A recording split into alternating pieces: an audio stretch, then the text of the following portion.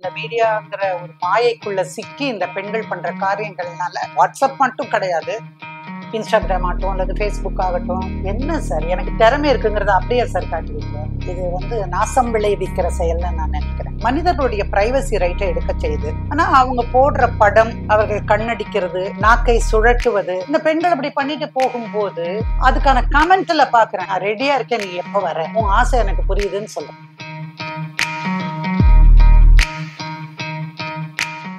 Ma'am, இப்போ social media பயங்கரமாக எல்லாத்தையும் இன்ஃப்ளூயன்ஸ் பண்ணிகிட்டு இருக்கு. அண்ட் அதுலேயும் ரொம்ப முக்கியமான விஷயம், நிறைய மாஃப்டு ஃபோட்டோஸ், வீடியோஸ் அண்ட் நிறைய பேரோட வீடியோ இப்போ சோஷியல் மீடியாவில் லீக் ஆகிட்டு இருக்கு மேம். ஸோ அதை பற்றி உங்களோட கருத்து என்ன மேம்?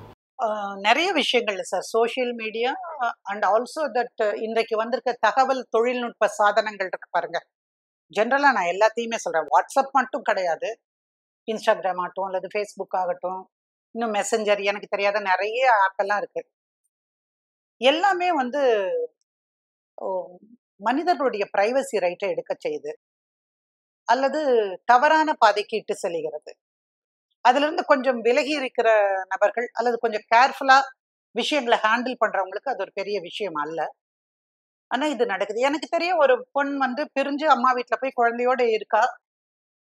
ஆனா அவங்க போடுற படம், அவர்கள் கண்ணடிக்கிறது, நாக்கை சுழட்டுவது, இதெல்லாம் நான் அந்த காலத்துல இந்த திரைப்படங்கள் எல்லாம் பாத்தீங்கன்னா ஒரு கிளப் இருக்கும், அந்த கிளப்ல டான்ஸ் ஆடுவாங்க. நான் ஜெயமாலினி காலம், ஜோதி லட்சுமி காலத்துல சொல்றேன், அந்த காலத்துல சொல்றேன். அப்ப அந்த நாக்க சொல்றதுக்கு அர்த்தமே வேற. இப்ப இந்த பெண்கள் அப்படி பண்ணிட்டு போகும்போது அதுக்கான கமெண்ட்ல பாக்குறேன், நான் ரெடியா இருக்கேன், நீ எப்ப வர, உன் ஆசை எனக்கு புரியுதுன்னு சொல்றேன். இத பார்க்கிற கணவனுக்கு, அது தப்பு ரைட்டுக்குள்ளேயே நான் போக்கல, பார்க்கிற கணவனுக்கு எப்படி இருக்கும்? ஏன் இத போடுற, இத செய்யாது, ஏன் தேவையில்லையே, என்ன சார் எனக்கு திறமை இருக்குங்கிறத அப்படியே சார் காட்டுவீங்க. இதோ சமையல் கலையில இருக்கிறவங்க இருக்காங்க, இந்த சாப்பாடு போடுறதுக்கு பாவமா இருக்கிறவங்களுக்கெல்லாம் சாப்பாடு போடுறவங்களுடைய வீடியோஸை நம்ம பாக்குறோம். மீன் பிடிக்கிறது எப்படின்னு பாக்குறோம். இதெல்லாம் யாருடைய வாழ்க்கையும் அஃபெக்ட் பண்ற விஷயம் இல்லை சார். அப்போ இந்த மீடியாங்கிற ஒரு மாயைக்குள்ள சிக்கி இந்த பெண்கள் பண்ற காரியங்கள்னால டைவர்சஸ் வருது அப்படின்னு நான் நினைக்கிறேன். இன்னொரு விதத்துல பாக்குறேன், ஏதோ ஒரு படத்துல காட்டுவாங்க, ஒரு போன்ல ஹலோன்னு தன் லவர் கிட்ட பேசிட்டே இருப்பான், டக்குன்னு இருங்க அப்பா கூப்பிடுறாரு அப்படின்னு சொல்லிட்டு உடனே அவ பேசுவா, ஹாய் செல்லம் எப்படி இருக்கே அப்படின்னு சொல்லி பேசுவா. அந்த மாதிரியான ஆட்டிடியூட் பெண்ணுக்கு மட்டும் இல்ல, ஆணுக்கும் இப்பெல்லாம் ரொம்ப வர ஆரம்பிச்சு. சோ ரகசிய உறவுகளுக்கு அது களனா இருக்கு, அது உதவியா இருக்கு அப்படின்னு நான் நினைக்கிறேன். இதுக்கு மேல என்ன சொல்லணும்னு எதிர்பார்க்கிறீங்க?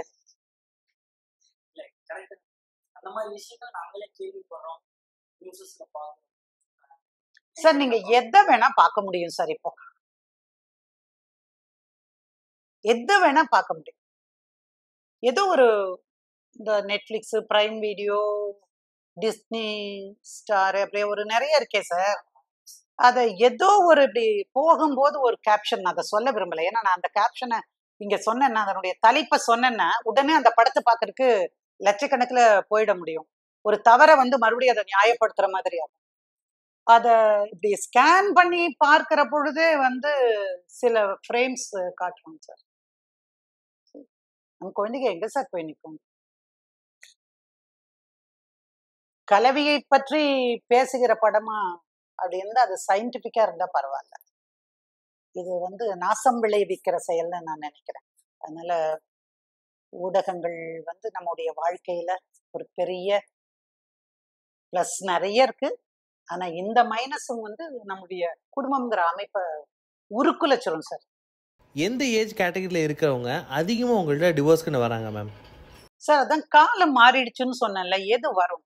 முன்னெல்லாம் நாம சொன்ன கல்லானாலும் கணவன், புல்லானாலும் புருஷன். இப்பெல்லாம் அந்த அந்த சென்டிமெண்ட் எல்லாம் கிடையாது சார். காலுக்கு உதவாத செருப்பை கழட்டி ஏறி, நான் 2 எக்ஸ்ட்ரீமுக்கு சொல்றேன்னு நீங்க நினைக்காதுங்க. ஆனா அந்த மென்டாலிட்டிக்கு வந்துட்டாங்க. அடிப்படையில நீங்க பார்க்கணும், முன்ன ஆணை சார்ந்து பெண் வாழ வேண்டும், இப்பொழுது பெண் தன் சொந்த காலிலே நிற்கிறாள். முன்ன மாதிரி நீங்க அடிச்சீங்கன்னா கைய ஓங்கன்னா நடக்கிறது வேறன்னு சொல்ற பெண்கள் வளர்ந்து கொண்டே இருக்கிறார்கள், அதிகரித்து கொண்டே இருக்கிறார்கள். அதை நம்ம புரிஞ்சுக்கணும். அது இல்லாம நீங்க பழையபடி ஹாரஸ் பண்ணீங்கன்னா 5 மினிட்ஸ்ல தூக்கி எறிஞ்சிட்டு வந்து நேர வக்கீல பாத்துறா, கோர்ட்ல வந்து கேஸ போட்டுறா. நாட் தட் அவ வந்து தன்னுடைய கணவரோடு சேர்ந்து வாழ விரும்பாமல் வரல. எனக்கு உகந்த வன்முறையற்ற இடம் இது இல்ல, அதனால நான் வெளியே வந்துட்டு ஐ வில் பி பெட்டர். என் குழந்தைகளுக்கு அதை ஒரு நல்ல இடமா கொடுக்கும், ஒரு கண்டியூசிவ் அட்மாஸ்பியரை நான் கொடுப்பேன் அப்படின்னு நான் நினைக்கிறேன். அதனால முன்ன மாதிரியே நீங்க சோறு போட்டாதான் நாங்க சாப்பிட முடியும் அப்படிங்கிற நிலைமையெல்லாம் கிடையாது. ஸோ இந்த விஷயங்களை யோசிச்சு பெண்கள் வந்து பார்க்கிற பொழுது ஆட்டோமேட்டிக்கா வருவாங்க சார். டிவோர்ஸ் கேஸை ஹேண்டில் பண்ணும்போது டாக்டர்ஸ்க்கு என்னெல்லாம் தெரிஞ்சிருக்குமோ அதெல்லாம் உங்களுக்கும் தெரிஞ்சிருந்தாதான் இந்த கேஸ்லாம் ஹேண்டில் பண்ணணும் போல இருக்கேன் மேம். கட்டாயம் படிக்கணும் சார். அதனாலதான் சார் நீங்க மற்ற தொழில் இருக்கிற டாக்டரை யாராவது லேர்னர்ட் சொல்லுவாங்களா? அவங்களும் படிச்சுதான் வர்றாங்க.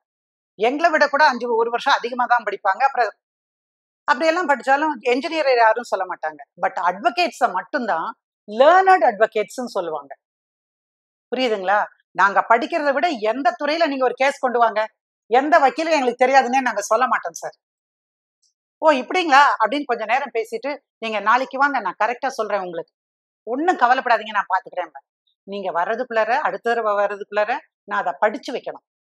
நான் முதல்ல என்னை எக்யூப் பண்ணிட்டாதான் நான் வந்து அந்த விஷயத்த உங்களுக்கு சொல்ல முடியும். நானே இது சரியா இல்லையான்னு தெரிஞ்சுக்காம நான் வாதிட்டால் அந்த வழக்கு வெற்றி பெறுமா தோல்வி பெறுமா சொல்லுங்க. அதனால எவ்வளவு வழக்குகள் வந்தாலும் அந்த வழக்குகளுக்கு ஏற்ற கற்றுக்கொள்ள வேண்டும். நாங்க இதெல்லாம் எப்படி கத்துக்கிறோம்? உடலுறவு குறித்து தாம்பத்தியம் கொள்வது பத்தி பேசுவதே டேபுன்னு சொன்ன காலத்துல இருந்து பிறந்து வளர்ந்தவங்க நான்லாம். இப்போ இவ ஒரு கேமராக்கு முன்னாடி உட்கார்ந்து சொல்றேன், தெரியாத வார்த்தைகள் மெடிக்கல் டெர்மினாலஜி எல்லாம் இருக்கும். அது ஒரு கேஸ்ல வரும்போது இதை பத்தி நான் பார்க்கணும். Thanks to Google. கூகுள் இருக்கிறதுனால எல்லாரும் ஒரு நிமிஷம் தட்டி பார்த்து தெரிஞ்சுக்கிறோம். அதுலயும் டவுட் வர்றது உண்டு. எனக்கு தெரிய நான் சில வழக்குகள்ல பிரச்சனைகள் வந்த போது நான் என்னுடைய தோழியான டாக்டரை, என்னுடைய தோழியான ஒரு டாக்டரை கூப்பிட்டு வச்சு பேசி இதுனா என்ன, இது எப்படி வரும், இந்த மாதிரி வருமானம் எல்லாம் தெரிஞ்சுக்கிட்டு தான் வரும். தெரிஞ்சுக்கணும். we need to. கைய ஓங்கனா நடக்கிறது வேறன்னு சொல்ற பெண்கள் வளர்ந்து கொண்டே இருக்கிறாங்க. நானே ஒரு வழக்குல 3 டைவர்ஸ் ஒரே பெண்ணுக்கு வாங்கி கொடுத்தேன். அவ வந்து தன்னுடைய கணவரோட சேர்ந்து வாழ விரும்பாமல் வரல, நடந்த தாம்பத்தியத்தை இல்லைன்னு சொல்லி ஒரு பெண் சொல்றா. ஆனா ஊர் முழுக்க போய் அந்த பெண்ணு சொல்றா அந்த ஆண் வந்து இம்பார்ட்டன்ட், ஆணுக்கானாலும் பெண்ணுக்கானாலும் அவமானம் தான். ஆனா ஆம்பளை ஐயோ என்னை இப்படி சொல்லிட்டாரு, பெண்களை கேவலப்படுத்துறதுக்கு சொல்ற மாதிரி அவன் ஒரு பொட்டடா அப்படின்னு சொல்லுவேன். இந்த ஃபர்ஸ்ட் நைட் நடக்கும்போது போட்டிருக்கிற பெட்ஷீட்டு ஒரு ஆணும் பெண்ணும் உறவு கொள்கிற நேரத்தில் சுரக்கின்ற திரவங்கள் வந்து அங்க கொண்டு போய் கொடுக்குறோம். அங்க இருந்து வர்றது என்னன்னா ஒரு ஆணுடைய